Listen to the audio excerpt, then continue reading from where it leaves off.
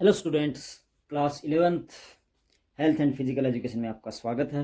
और चैप्टर 3 संक्रामक रोगों में हम रोग से संबंधित लेक्चर पढ़ रहे हैं काफ़ी दिनों से।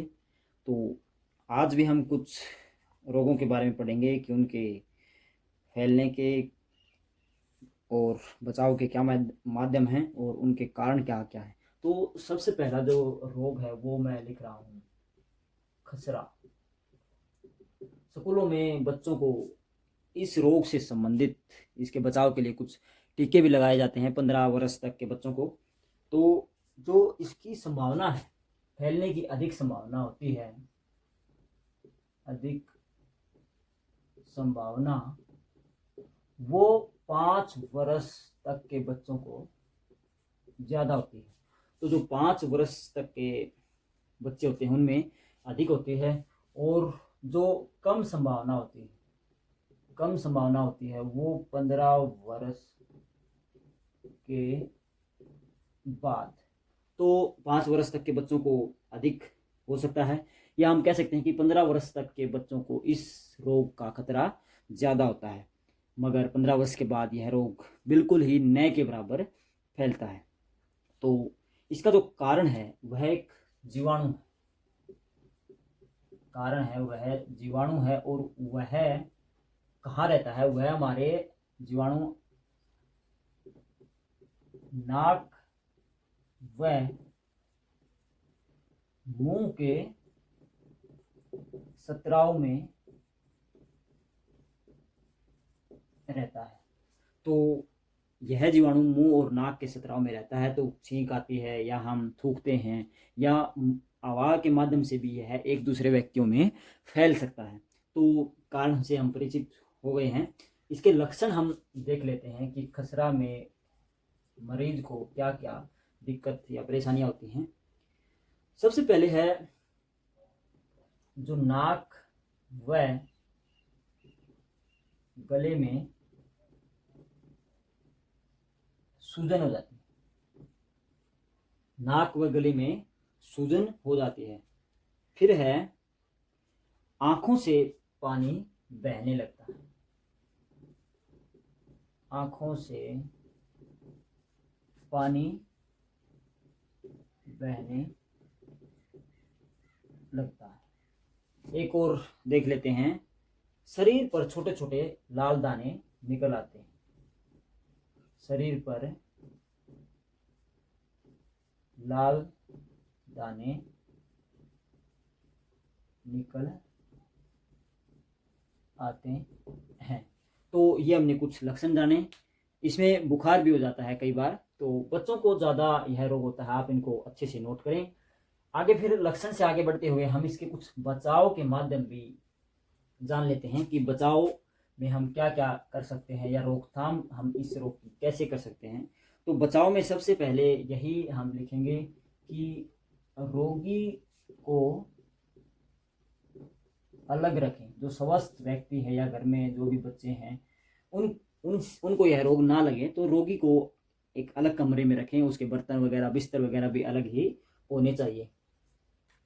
गले व नाक में यह जीवाणु ज़्यादा रहता है, तो इसका एक और बचाव का माध्यम यह हो सकता है कि गले और नाक की सफाई, गले व नाक की सफाई का विशेष ध्यान रखें। क्योंकि अगर हम गले व नाक की सफाई अच्छे से रखेंगे तो जीवाणु को फैलने में ज़्यादा समय लगेगा, या वो ख़त्म भी हो सकता है। तो अच्छे से गर्म पानी से नमक डालकर गरारे करें, ताकि गले में जो भी सूजन है उसमें भी आराम मिलेगा, और जो जो द्रव है जो नाक में होता है उसमें जो जीवाणु है वो भी खत्म होने की संभावना बढ़ जाती है। एक और कारण जान लेते हैं कि बचाव जान लेते हैं कि खसरे के जो टीके होते हैं वो अवश्य हमें बच्चों को लगाने चाहिए। तो खसरे के टीके, ये इसका बचाव है। खसरे के टीके अवश्य लगवाएं, क्योंकि सरकार द्वारा भी स्कूलों में या जो छोटे बच्चे होते हैं, जो शिशु होते हैं, उनको भी ये टीके अवश्य लगवाए जाते हैं। तो आंगनवाड़ी केंद्रों के माध्यम से तो हमारी जो भारत सरकार है पिछले 2-3 साल से खसरे के टीके भी जो स्कूलों में 14 वर्ष तक के बच्चे होते हैं उनको ये टीके लगवाए जाते हैं। तो इससे हम इस महामारी से बच सकते हैं। अगले रोग पर बढ़ते हैं, उसको भी हम देखेंगे, कारण बचाओ या लक्षणों से परिचित होंगे, और उसका नाम है चेचक। चेचक पुराने समय में एक बहुत बड़ी बीमारी होती थी। यूरोप में या पूरे संसार में चेचक से हमारे भारत में भी काफ़ी लाखों लोग मर गए। तो पुराने समय में होती थी, आज इस पर काबू पा लिया गया है। तो यह एक बहुत ही गंभीर संक्रामक रोग है, बहुत तेज़ी से फैलने वाला रोग है चेचक, जिसको हम माता भी कह देते हैं, शीतला भी कह देते हैं, या एक और नाम है स्मॉल पॉक्स, जिसको इंग्लिश में बोला जाता है। तो स्मॉल पॉक्स भी नाम बोल दिया जाता है। और इसका कारण है, जो फैलने का कारण है, वो एक वायरस है। वायरस के माध्यम से यह फैलता है।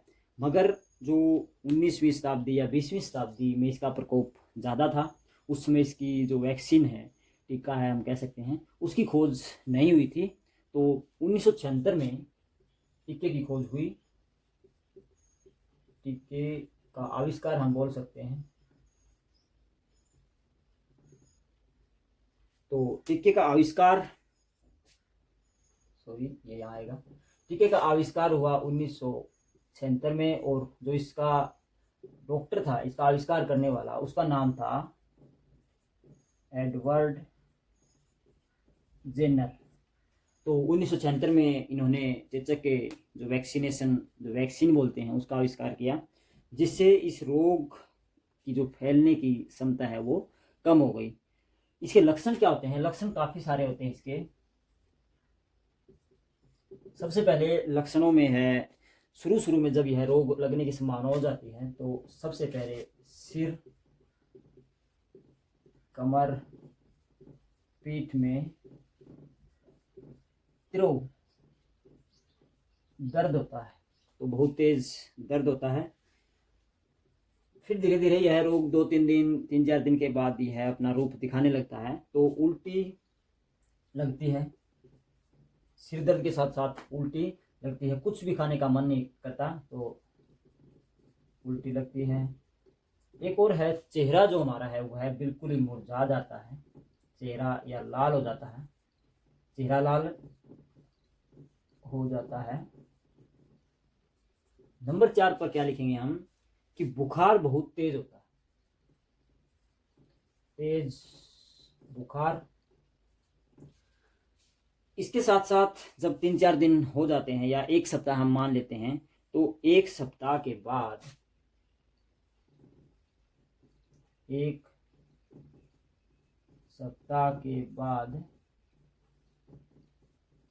शरीर पर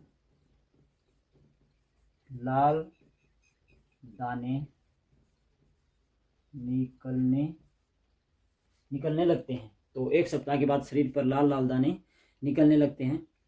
फिर क्या होता है, अगले एक सप्ताह में जो ये लाल दाने होते हैं, इनमें एक विशेष प्रकार का द्रव भरने लगता है। तो अगले एक सप्ताह में दानों में विशेष द्रव भर जाता है। तो अगले एक सप्ताह में एक विशेष प्रकार का द्रव भरने लगता है। फिर ये 2 सप्ताह हो गए, 1 सप्ताह ये, अगला 1 सप्ताह ये, इसका मतलब ये 14-15 दिन हो गई। तो जो 14-15 दिन के बाद की जो स्थिति है, उसमें हमें कुछ आराम मिलने लगता है और दाने सूखने लगते हैं, दाने सूख जाते हैं अगले 1 सप्ताह के दौरान। तो यह इसकी पूरी प्रक्रिया होती है। बचपन में यह रोग काफ़ी लगता है, या हम कह सकते हैं कि 20 वर्ष या 25 वर्ष की जो युवा होते हैं, उनमें इस रोग का जो प्रकोप है वो ज़्यादा होता है। 20 वर्ष तक इस रोग के लगने की संभावना अधिक होती है। बाद में यह ज़्यादा नहीं लगता, क्योंकि जब एक बार या बचपन में किसी को यह रोग हो जाता है, तो उसके जीवन में आगे यह रोग नहीं होता, क्योंकि शरीर उस रोग के प्रति, उस वायरस के प्रति प्रतिरोधक क्षमता होती है, वो अपना शरीर बना लेता है। तो भविष्य में कभी भी इस वायरस के, जब वायरस हमारे शरीर पर हमला करता है तो शरीर की प्रतिरोधक क्षमता उसको खत्म कर देती है। तो इसका बचाव के माध्यम भी हम देख लेते हैं कि बचाव कैसे करें। सबसे पहला, खसरे की तरह ही इसके रोगी को अलग रखें। पहला बचाव यही है, रोगी को अलग कमरे में रखें। उसके खाने पीने के साजो सामान या उसके पहनने के या उसके जो बेड बिस्तरे हैं वो भी अलग ही होने चाहिए। फिर क्या है, रोगी को तेज बुखार होता है या कई बार कंपी भी छूट जाती है, तो उस दौरान उसकी संभाल करना बहुत ज़रूरी होता है। तो रोगी की सही संभाल करें। आगे तीसरे नंबर पर हम लिखेंगे कि जो रोगी होता है उसको भयंकर सिर दर्द होता है, तो उसकी कुछ दर्द निवारक गोलियां भी हम दे सकते हैं, या वो किसी दूसरे व्यक्तियों में न फैले चेचक, तो उसके लिए हमें क्या करना चाहिए, हमें जो रोगी है, जो उसके जो कपड़े हैं उनको गर्म पानी में या अच्छे से डिटर्जेंट से साफ करने चाहिए। तो रोगी का सामान अच्छे से साफ करें। और क्या कि जो भी उल्टी आती है रोगी की, जो उल्टी करता है वो उसको अच्छे से दबा दें या कहीं जला दें। और क्या है कि रोगी सिर दुखने लगता है, सिर में भयंकर दर्द होता है, तो उसका सिर भी दबाते रहना चाहिए, या बुखार तेज हो जाता है तो उसके सिर पर कुछ ठंडी पट्टियां भी रखनी चाहिए। तो यह 14-15 दिन का इसका पूरा काल होता है। 20 दिन में रोगी आराम से ठीक हो जाता है, मगर ठीक होने के बाद भी वो कमज़ोरी होती है। तो ठीक होने के बाद भी रोगी को आराम दें। कि एक बार रोगी ठीक हो जाता है तो उसके शरीर में कमज़ोरी बनी रहती है, तो वह भी ज़रूरी है कि उसको आराम दें ताकि वो उस रोग से उबर सके, उस रोग के जो प्रभाव पड़े हैं उस पर वो उनसे आसानी से ऊपर उठ सके। तो हमने आज 2 रोगों के बारे में जाना। आप इनको अच्छे से नोट करें, अच्छे से पढ़ें, अच्छे से याद करें। इतना मुश्किल नहीं है, नॉर्मल सी बातें हैं। बचाव और जो लक्षण हैं वो सभी रोगों में एक जैसे ही हैं, बस 1-2 लक्षण अलग होते हैं, बाकी जो संक्रामक रोगों के लक्षण हैं वो समान ही होते हैं। तो इनको आप अच्छे से दिमाग में बैठाएं। अभी के लिए इतना ही। Thank you.